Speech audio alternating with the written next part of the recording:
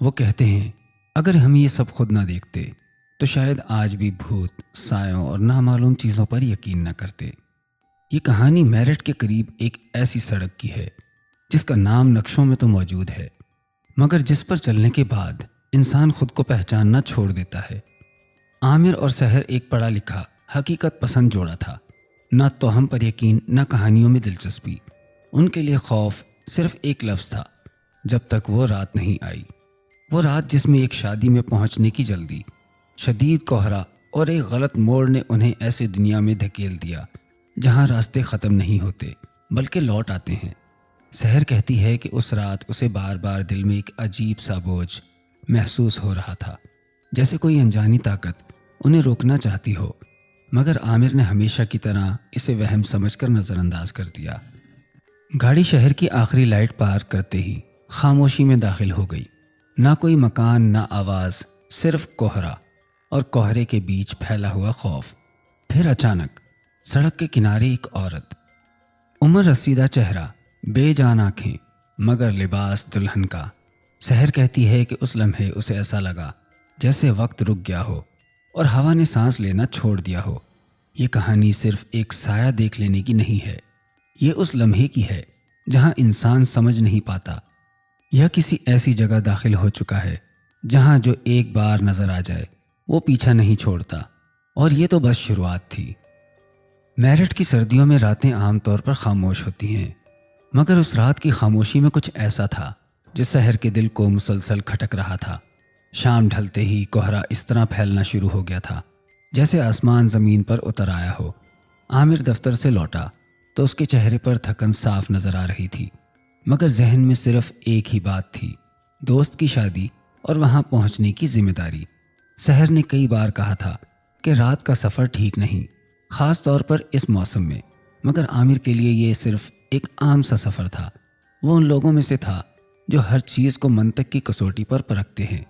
اس کے نزدیک خوف صرف کمزور ذہنوں کا وہم تھا اور انجانے خدشات صرف تھکن کا اثر۔ گھر میں ہلکی سی بحث ہوئی، مگر آخر کار فیصلہ ہو چکا تھا۔ رات کے تقریباً 7 بجے گاڑی گیراج سے نکلی۔ جیسے ہی شہر کی آخری روشنیاں پیچھے رہ گئیں، سحر نے محسوس کیا کہ ارد گرد کا ماحول بدلنے لگا ہے۔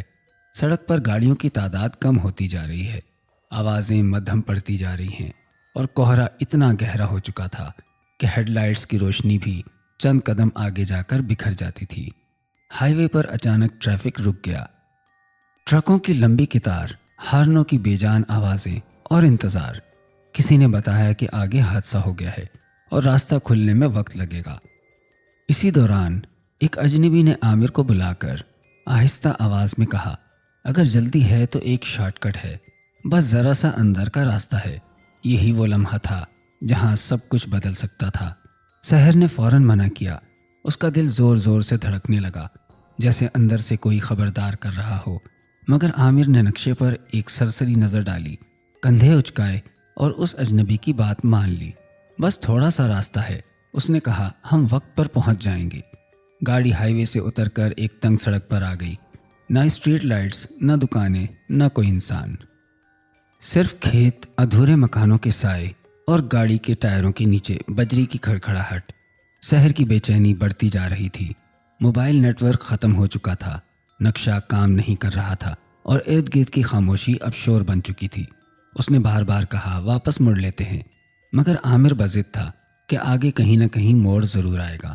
پہلا موڑ نکل گیا، دوسرا موڑ آیا ہی نہیں۔ وقت کا اندازہ ختم ہو چکا تھا۔ 10 منٹ، 20 منٹ، آدھا گھنٹہ، سڑک ویسی ہی تھی، سیدھی، سنسان اور بے جان۔ تبھی عامر نے کہا، یہاں کچھ ٹھیک نہیں لگ رہا۔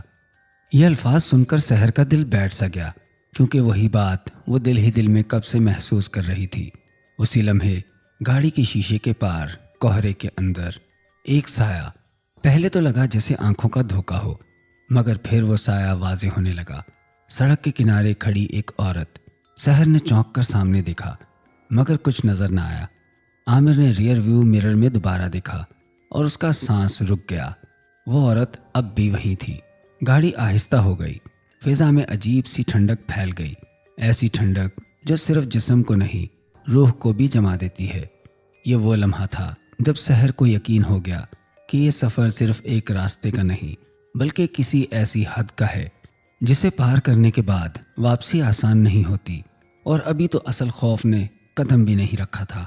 عامر نے جیسے ہی بریک پر پاؤں رکھا، گاڑی ایک جھٹکے سے رک گئی، اور اسی لمحے سحر کو محسوس ہوا کہ فضا میں کوئی چیز ٹوٹ گئی ہے، جیسے خاموشی کا پردہ پھٹ گیا ہو۔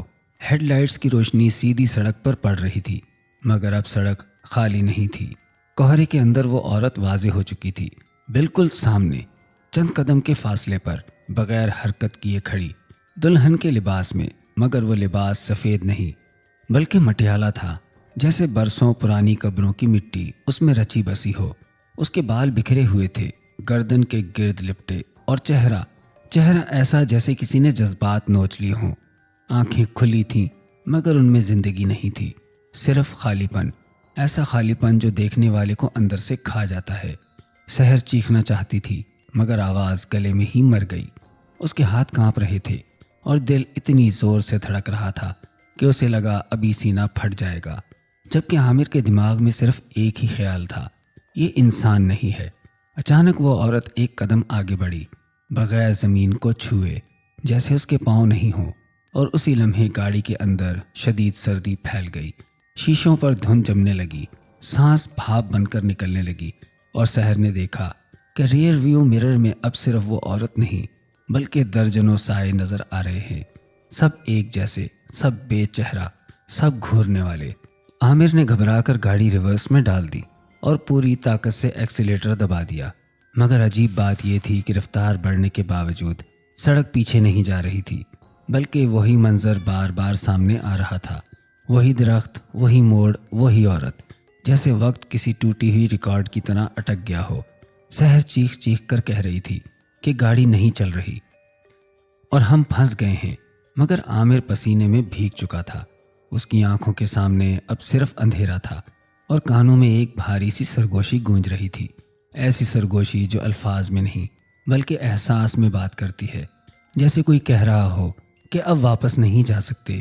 اچانک گاڑی کے شیشے پر کسی نے ناخن مارے، دھیرے دھیرے، کھڑچ کھڑچ، اور سحر نے جیسے ہی سر موڑا، اس عورت کا چہرہ بالکل شیشے سے لگا ہوا تھا، اتنا قریب کہ اس کی ٹوٹی ہوئی پلکیں اور سیاہ رگیں صاف دکھائی دے رہی تھی۔ اس کے منہ سے سڑی ہوئی ہوا نکل رہی تھی، اور ہونٹ ہل رہے تھے، مگر آواز نہیں آ رہی تھی۔ پھر اچانک اس کے منہ سے چیخ نکلی، ایسی چیخ جو کانوں سے زیادہ روح کو چیرتی ہے، اور اسی چیخ کے ساتھ شیشے پر ہاتھوں کے نشان ابھر آئے، اندر کی طرف دھنسے ہوئے، جیسے کوئی اندر گھسنا چاہتا ہو۔